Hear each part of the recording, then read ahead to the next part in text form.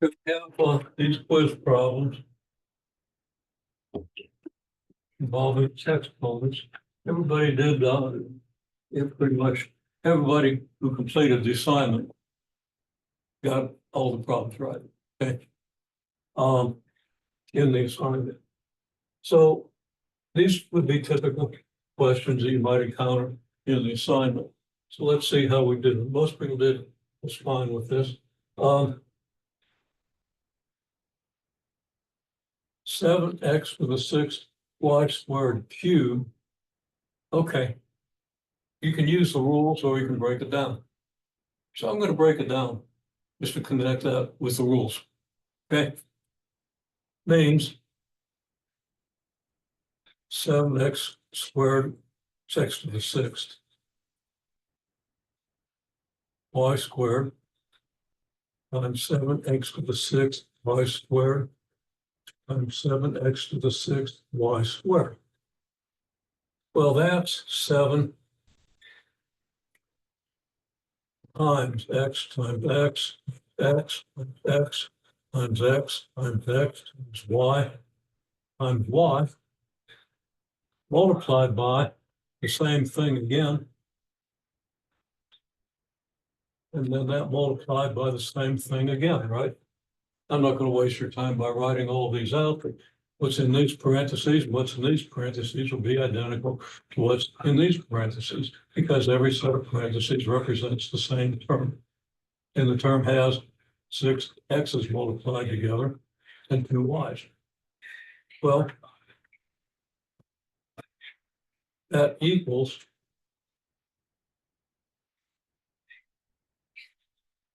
I'm going to write the whole thing out and take that long.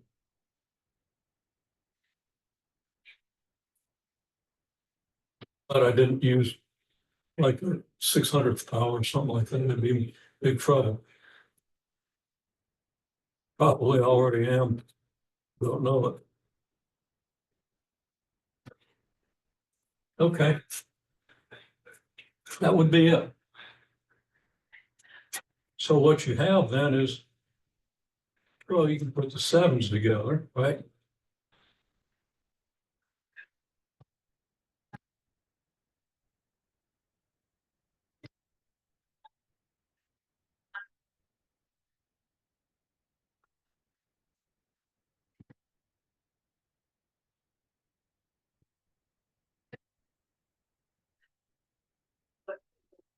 I think I've got that right.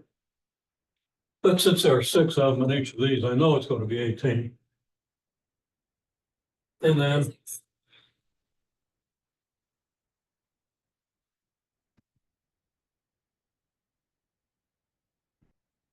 that's just 7 cubed times x to the 18th times y to the 6th. Now the rule is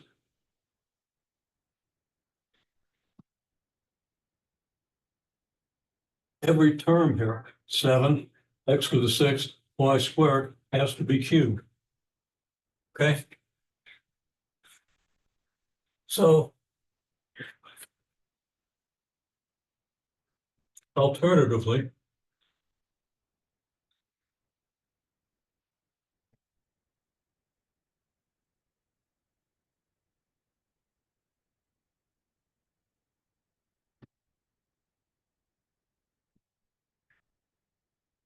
okay? Now again, I could write out 6 x's and do that 3 times. I'd end up with 18 x's. I could write out 2 y's and do that 3 times, and I'd end up with 6 y's. So it's clear just from the fact that we could write it out the same way we did here, it's going to come out just the same.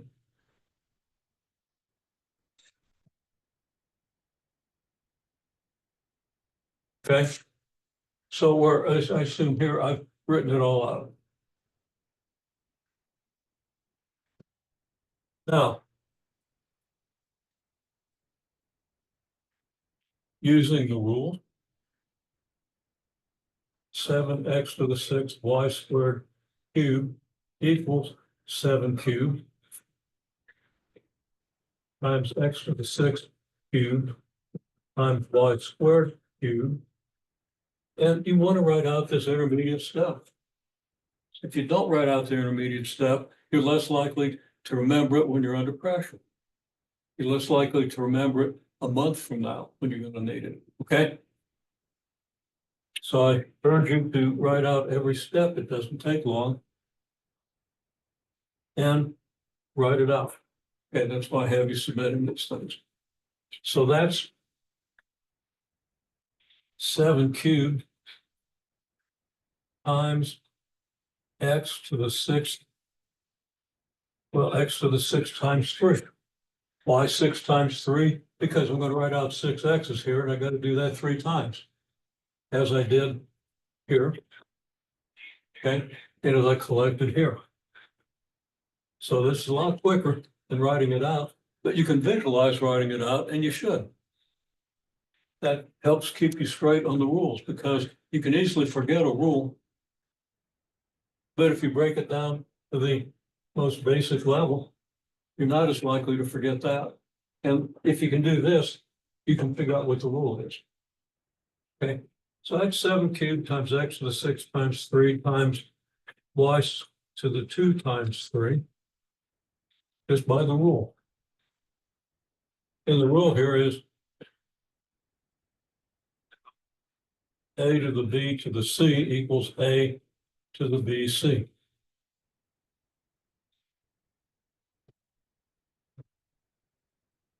That's what I used over here. And that's going to give me 7 to the 3rd, x to the 18th, y to the 6th. Okay?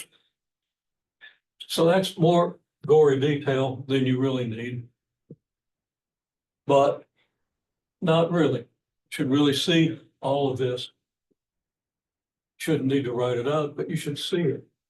And when you do this, you should visualize what it would look like if you wrote it out. If the powers are up in the hundreds of thousands, it's a little hard to visualize. You should only 1,000 pages of x's. Okay? Anyhow, there it is. Okay. Now, next problem.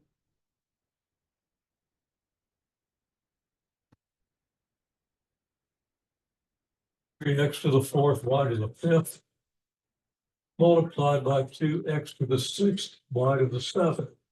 Well, if I was to write this out, I'd have a 3 and a 2, which is going to give me 6 because you're multiplying. I'd have 4 x's from this and 6 x's from that, which would be 10 x's. Now, some of it would be here and some of it would be over here, but you can bring them back together like I did here, because the order of multiplication is flexible. And I'd have 5 y's and 7 y's all written down. Well, that equals then, I could say that's 3 times 2 times x to the 4th times x to the 6th times y to the 5th times y to the 7th. Okay? Because everything here is multiplied. So I can put the x to the 4th next to the x to the 6th, using the commutative and associative laws in a way that we don't detail because people tend to find it confusing. We just know that we can get away with this. So that's 6 times x to the 4 plus 6. Why? Because this means I've got 4 x's written out. This means I've got 6 x's written out, so there are going to be 10 of them. Okay? So I can just add how many x's there are here and how many x's there are here.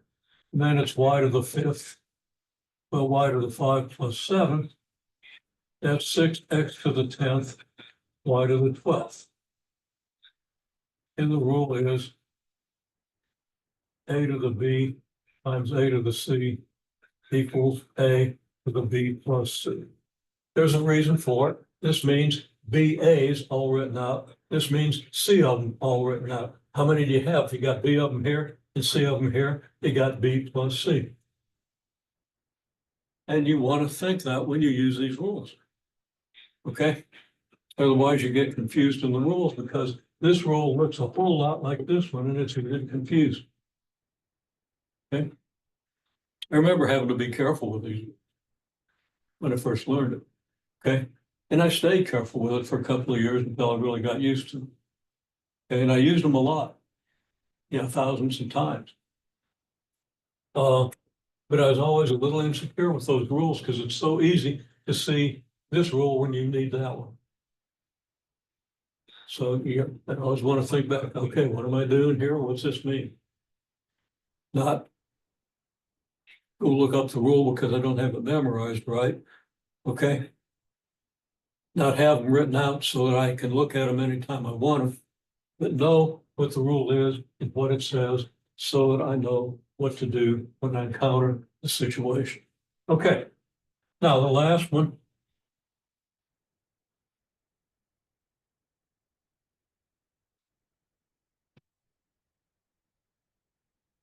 Y to the fifth, over 2x to the sixth y cubed.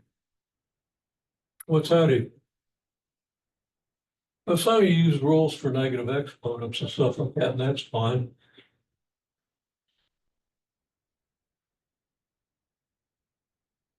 I'm going to skip to the rule. That's 4 over 2 times x cubed over x to the sixth times y to the fifth over y cubed. Now the rule is, if you're multiplying two numbers, you're multiplying two powers of the same base, like x to the fourth, x to the sixth, you add the exponents. In this case, well, I'm going to write it like this.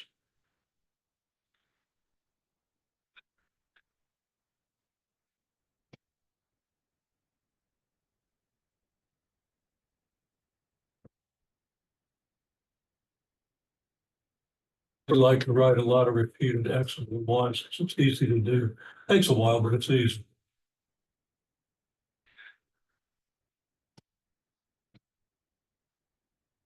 So we understand that this is what it means, right? Now we can divide these three x's by three of these x's. So we'd have x times x times x over x times x times x. Now let's start with 4 over 2. Everybody knows that's 2.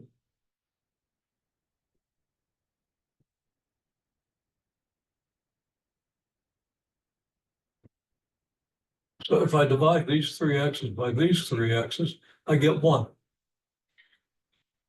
It's just plain 1. And then I've got these three x's left over. Now, your open math will probably tell you to draw a line through these and draw a line through these and be sure to put a 1 up here. That's probably what they tell you. And what they tell you from one problem to the next or one video to the next isn't always completely consistent. But does it make sense? If we divide these by these, well, I can write that out in a little more detail. Be sure that it makes sense. I did this last time. Let's make a little note over here.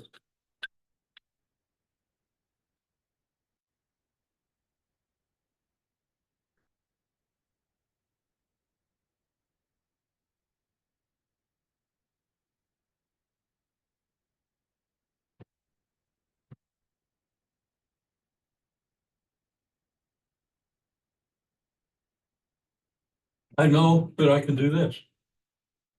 Because why? Because if I multiply the numerators, I get x times x times x. And if I multiply the denominators, I get 6 of them. Okay? That equals 1 times 1 over x times x times, which just equals 1 over x times x times x. And similarly, with the y's,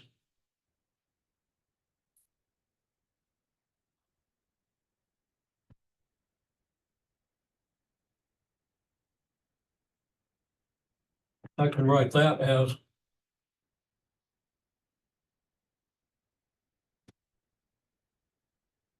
Some of those y's look like x's because I'm being careless. Okay, these are all y's. So I take 3 of these y's, put over 3 of these y's, and I know that's going to give me 1. And then that's times y over 1. And you don't really need to put the over 1 here, but it's a good idea because people really haven't done enough fractions in their lives. You want to remind yourself that there's a numerator and a denominator in each part of this. Well, that's 1 then times y over 1. But of course, that just equals y times y, because multiplying or dividing by 1 or both doesn't change what you've got there. Okay. So that's times y times y over 1. Well, that's then 2y squared in the numerator, 2 times 1. It'll make it 2 over 1. 2 over 1, 2 times 1 times y is 2y squared. And then 1 times this times 1 is just this. And I'm just going to cut to the chase, all that up to you. Okay? Make sense?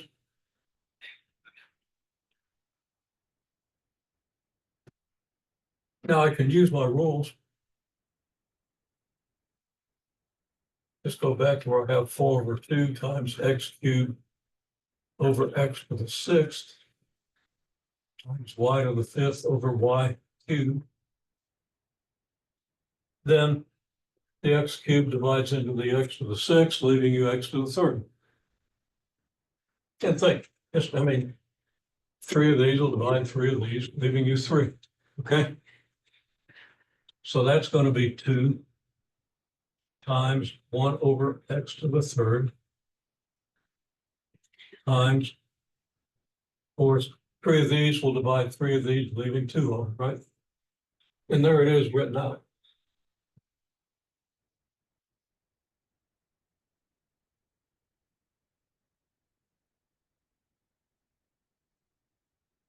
Make sense? You should understand that completely. Work on it until you do, because exponents are not going to go away. You're going to have to use them throughout. That finger, that shoulder, and slowly leaving my youth.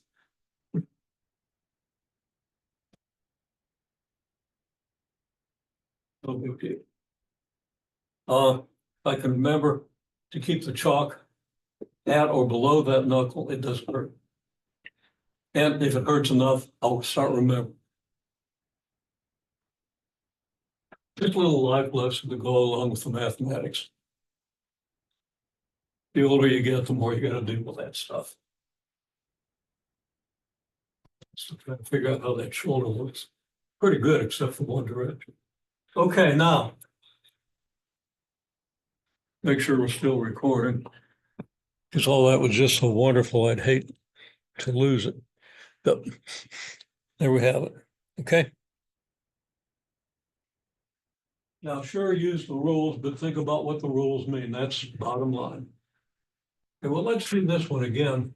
Somebody actually did it this way. And I don't think, did you actually see anything about negative exponents in this assignment? Did you? Okay. Well, that's okay, because that's actually the next assignment where we just really nail it. But if you saw the negative exponents, you know that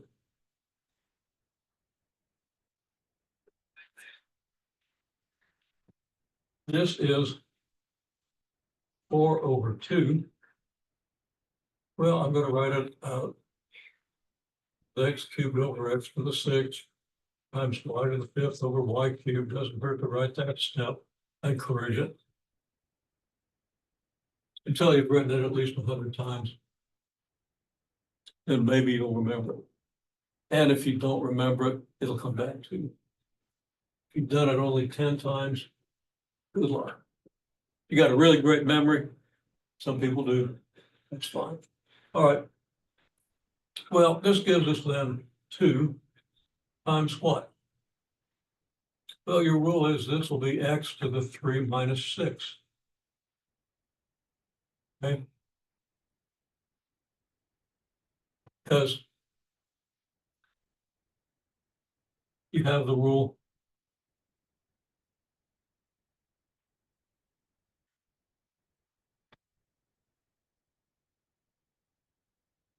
x to the a over x to the b equals x to the a minus b. Now your open math might use different letters. Like I used a, b, and c for this rule in the one previous board, okay? Here I used x because that's just what we're doing, okay? Whatever the letter is, the rule tells you how to apply it, okay? So it says some number to the a power divided by the same number to the b power is equal to that number to the a minus b power. So we have x to the 3 minus 6. And here we have y to the 5 minus 3.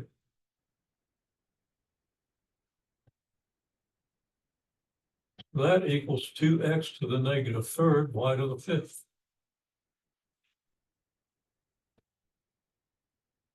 Very easy if you apply the rule. And the rule is consistent with what we did here, provided x to the negative 3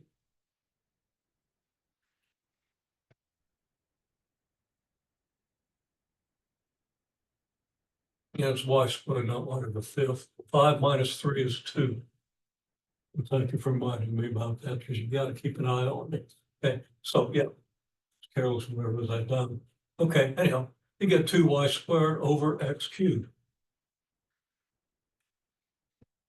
Okay, which is exactly what we got here, or when we took it back to its most fundamental expression. Okay, so that's kind of easy, isn't it? Rule.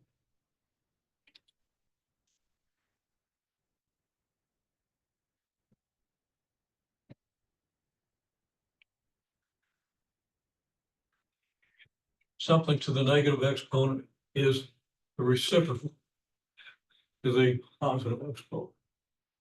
Okay. So negative exponent just means, well, you take that exponent, make it positive, and put it in the denominator. And everything that we've done here is consistent with that. We didn't have to use this rule to write this out. When we got this, using this rule, we saw that, well, here we put the x cubed in the denominator, so we better do it here. Okay, that's the reason for this list. Now, there are other reasons. Okay, you can do it more formally, but you know, right now, uh, just, you know, basic intermediate algebra, I'm not going to worry too much about the epistemology of this. Okay. The roots of the algebraic structure. These are our rules. We can apply those rules, you're fine, get into more advanced courses, talk more about why the rules are so. One thing I want you to see though is that these rules follow from what you get, just write things out and use common sense. And if what you do isn't consistent with what you get, if you write these things out and use common sense, then you probably got the wrong rule. Either that or your common sense is all the heck, and that can happen some days. Okay. Okay. So you want to really kind of internalize these rules. Okay, well, we'll do a few more examples with negative exponents and also, well, we'll see. Pause for microphone. Okay. There's another thing about negative exponents. So let's just try this. Let's try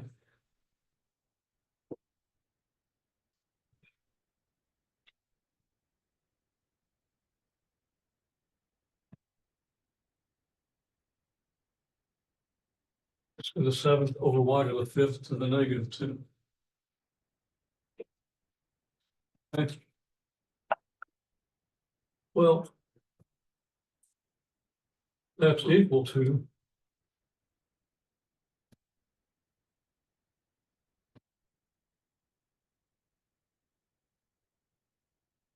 x to the 7 times negative 2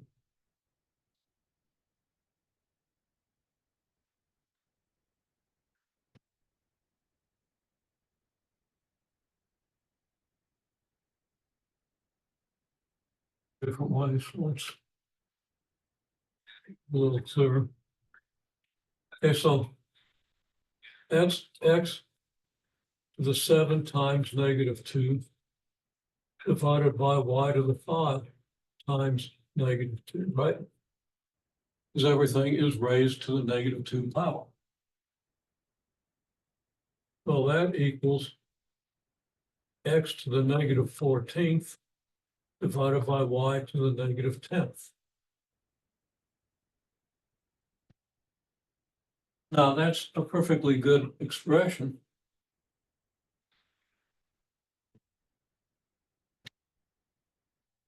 But just like x to the negative 14th means a reciprocal of x to the 14th, so we can put x to the 14th in the denominator. A y to the negative 10th in the denominator can become a y to the 10th in the numerator. There are formal reasons for that, and I'm going to tell you what they are, but this is a little harder to remember and think about, but still, some people like to be convinced. So I'm going to say that, well, 1 over y to the negative 10th means 1 over y to the 10th, right? Because y to the negative 10th is 1 over y to the 10th. Well, that means 1 divided by 1 over y to the 10th. And how do you divide by a fraction? You multiply by the reciprocal. So that's 1 times y to the 10th over 1, which just equals y to the 10th. There's a note explaining how the y to the negative 10th in the denominator becomes a y to the 10th in the numerator. And it's that simple. You just know the rule for dividing fractions, and if you don't know these rules, so what we started the course with, you probably need to go back and review.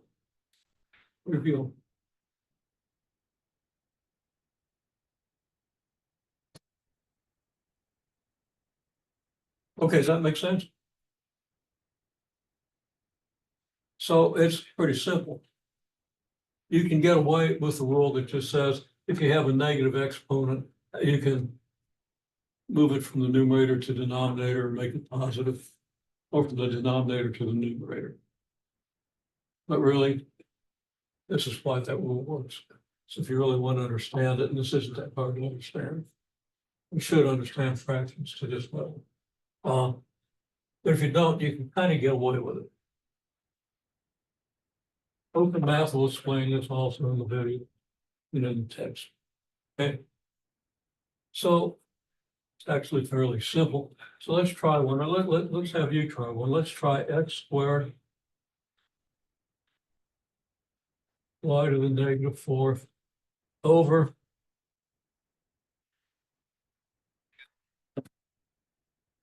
w cubed z to the negative 2nd to the negative 3rd.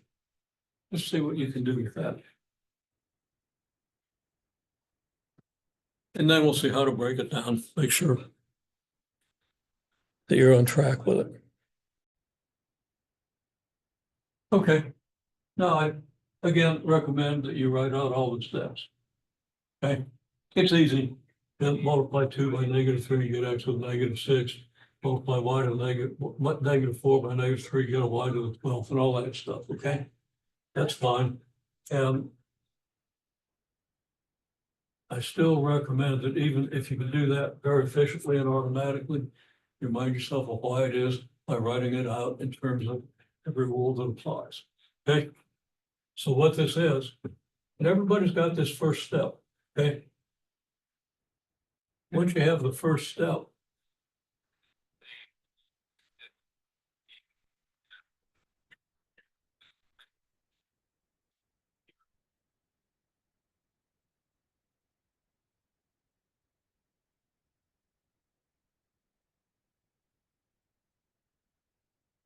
here is raised to the -3 power. And that's going to be x to the 2 times -3, and y to -4 times -3 over w to the 3 times -3 z to the -2 times -3. Now, if you're doing a bunch of these problems, you'll get in the habit where you just say, okay, just multiply these all by -3 and then we'll rearrange them, okay? You're going to lose that habit a lot quicker if you don't write out all the steps. And it doesn't take long. You can write out these steps in 10 or 15 seconds, okay? If you're a slow writer, maybe 20. It's worth the time because these rules apply in cases where it isn't quite so simple. And if you know what the rules are, you'll be able to apply them. You'll be more likely able to apply them when it gets unfamiliar. So I recommend these steps, and then you're going to get x to the -6, y to the 12th over w to the -9th, z to the 6th. Okay. If you go directly from here to here, that's fine. But you know, when you're doing your homework, you know that's what you do. You know that a week from today. Okay, if you remind yourself what the rules are, you're more likely to know it when you need it, which you will on the midterm. Okay. Okay, then we can then just use the idea. We don't have to work through all the details of these reciprocals and stuff, but you should be able to. You should think that through in your head. Okay, x to the -6, there means a 1 over x to the 6. That's going to put an x to the 6 in the denominator, right? And it's going to leave me a y to the 12th in the numerator. It's not going anywhere. Well, that w to the -9th is really 1 over w to the 9th. So you've got the numerator divided by the reciprocal of w to the -9th. You divide by the reciprocal, well, et cetera, like we did here.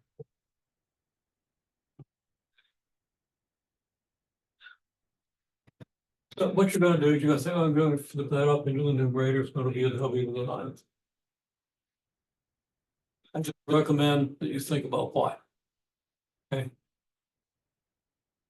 And then z to the 6th stays in the denominator, and there it all is. Okay. Now, another way to write this out is to write it with no denominators. Okay. So come over here.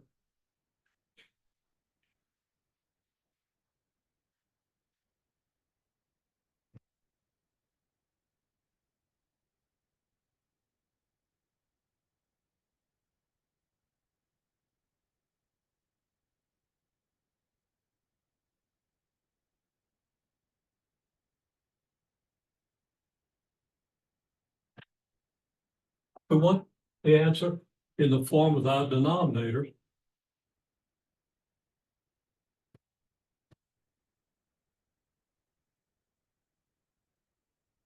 We can come down to this step, x to the -6, y to the 12th, over w to the -9th, z to the 6th.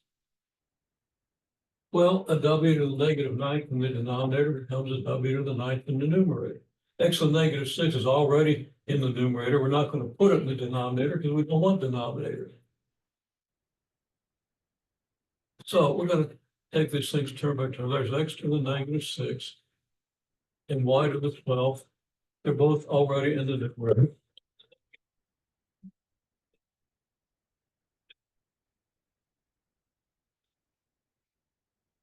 Six comes up into the numerator as a equal to -6.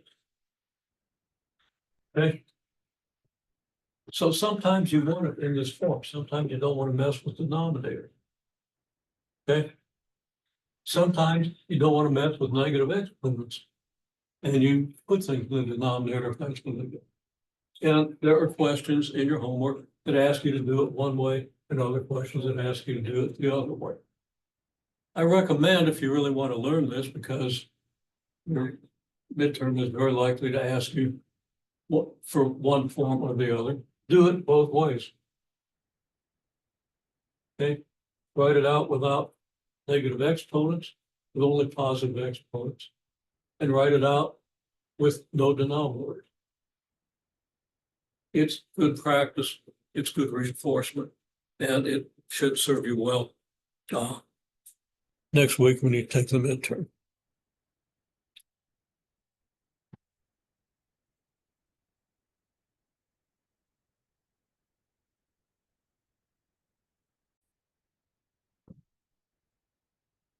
Okay.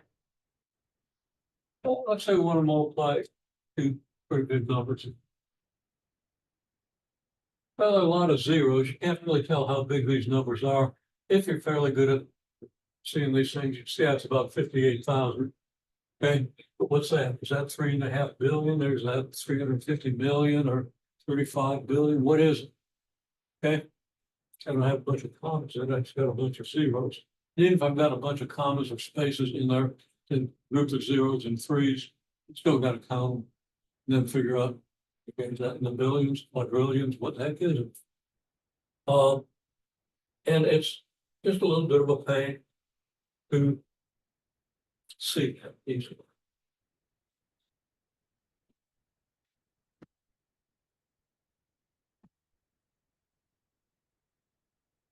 Do is we're going to write this as 3.5 multiplied by 10 to some power. Well, to get the power, I just count the zero, 1, 2, 3, 4, 6, and then 7 to get to 3.5. So that's 3.5 times 10 to the 7th. That's 35 million. Okay.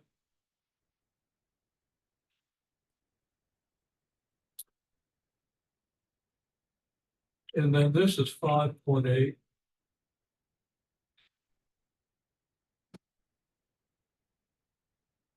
And to the 4th. Okay. And if you multiply this out, right, 1 followed by 7 zeros, multiplied by 3.5, you are going to get 35 followed by 6 zeros. Okay. And here you're going to get this.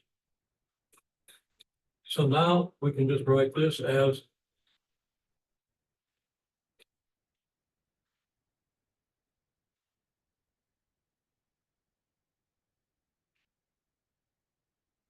3.5 times 5.8 times 10 to the 7th times 10 to the 4th.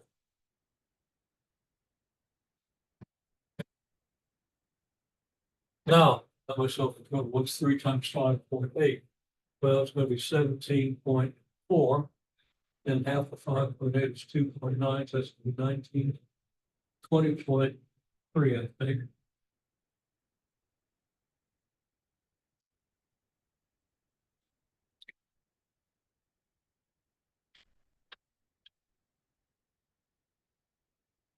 And that's times 10 to the 11th.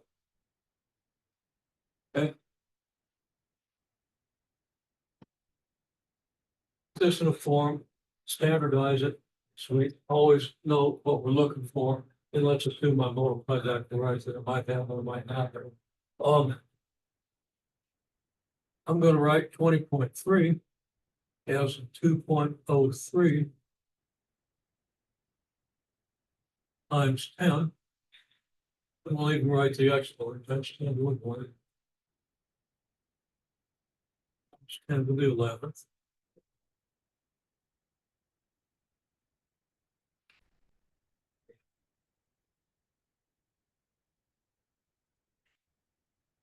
And then I'll put the 10 to the 1 and 10 to the 11th together.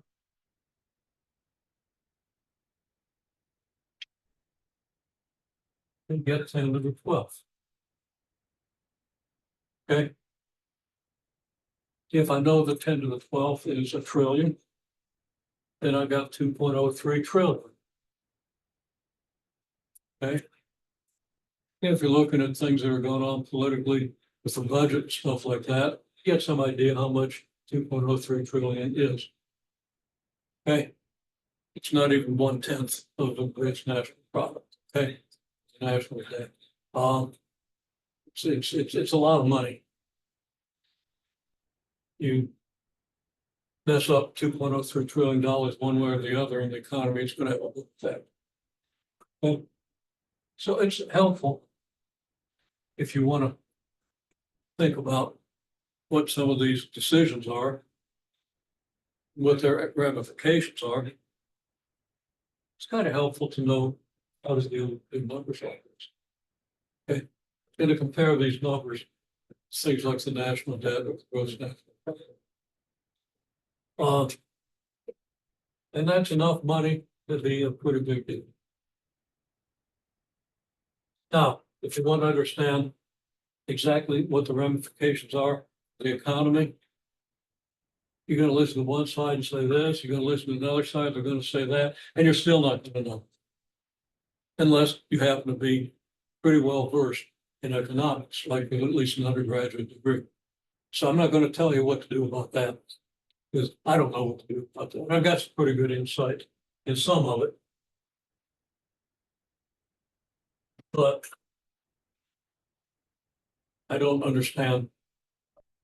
I understand mathematically how you can model the economy and stuff like that. But as far as the details, I'll stick to the physics. Okay. Which is actually a little tougher in the economy, but in some ways not. Very, very, very, very challenging stuff. Okay. So again, I'm just telling you, if you want to get an idea what some of these numbers really mean, look at it. What's a billion? It's 1,000th of a trillion.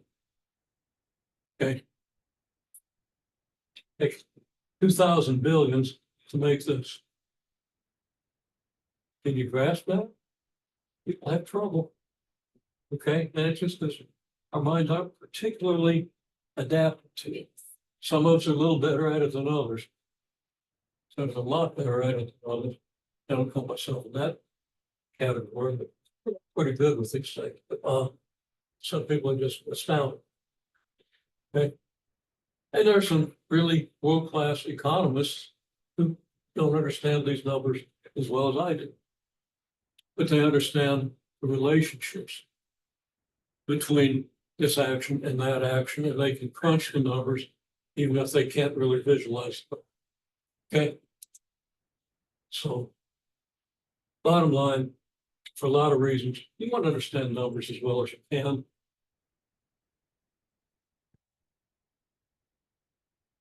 Number one, don't put too much trust in people who can throw numbers around. Okay. Because it's the relationships. And it's hard to figure out it's going to work, what is.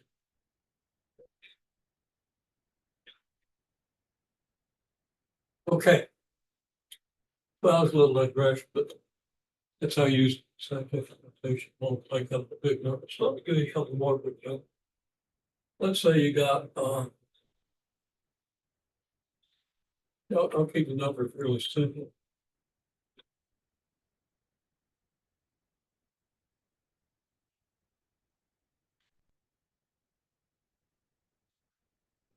Okay.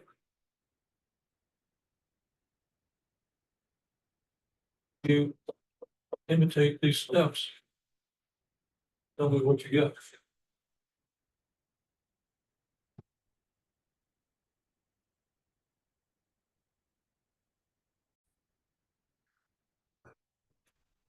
Okay, so this is, you count the zeros, there are 9 zeros over to this point. So that would be 5.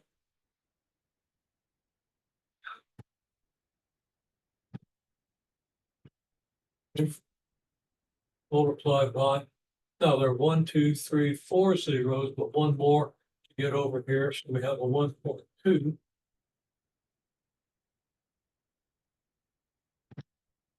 So that'd be 1.2 times 10 to the fifth. Okay. Now, I haven't said it, but we always want the number in front to be between 1 and 10. Okay. Want it to be at least 1, want it to be less than 10. Okay. So it's basically a single digit number out in front, and then make a suggestion. So that's 5 times 1.2 multiplied by 10 to the 9th times 10 to the 5th. Okay. And then 5 times 1.2 is 6. 10 to the 9th times 10 to the 5th is 10 to the 9 plus 5, which is then 6 times 10 to the 14th. All right. So I think everybody got to this point, and then from here it's really pretty simple. Okay. So everybody can pretty well. Okay, now let's try this. I'm going to use the same numbers.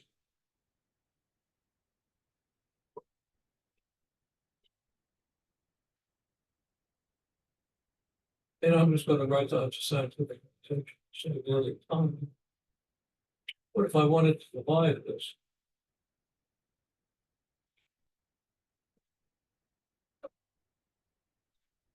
What would I do with this?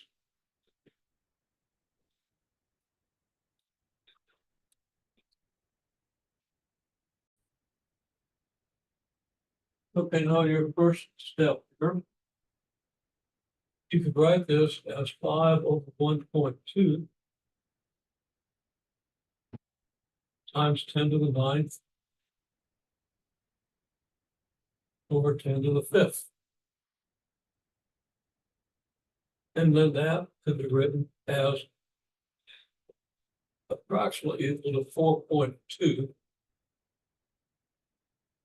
Actually, I think 4.166666 repeating forever. You don't want to write all that out because you don't have a lot of significant figures in here.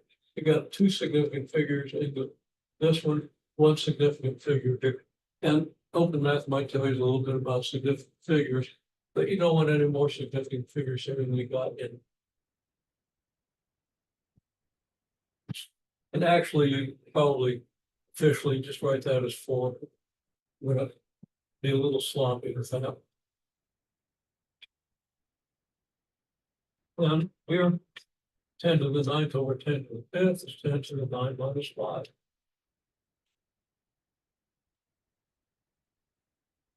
So you get 4.2 times 10 to the 4. Okay. Okay, well, let's try another. This is so much fun. And really, it's fairly easy, but there are a couple little tricky things about it. Um, let's try.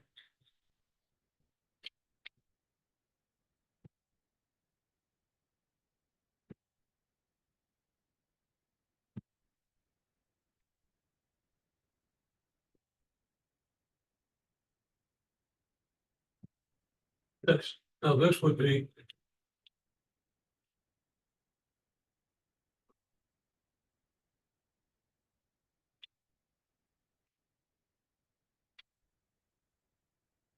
is how we write this. Okay. We get a 10 to the negative 4th here because we got to count 1, 2, 3, 4 places to the right instead of to the left. So that's small. Okay.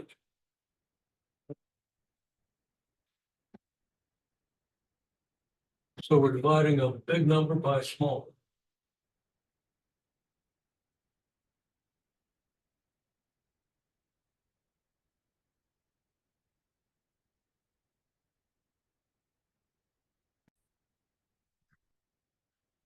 Okay. Well, this equals this, which we can write as 5 over 1.2 multiplied by 10⁹ over 10⁻⁴. And that equals approximately 4.2 times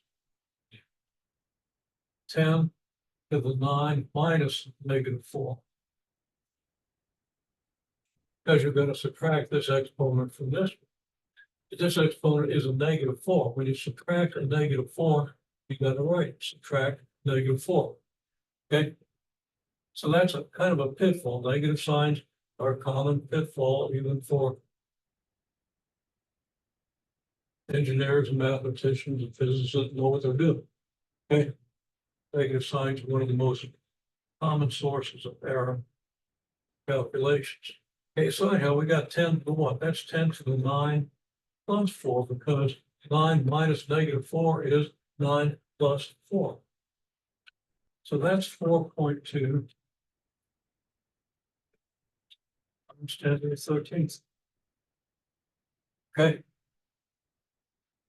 So there's a little more to it, but that's the bones of it. And if you understand this much, I think you'll be in good shape with the homework. So the section on negative exponents is due, I don't know, sometime sooner than the other one. The last one's due like Monday. Or, okay. Scientific notation. Let me double check the schedule.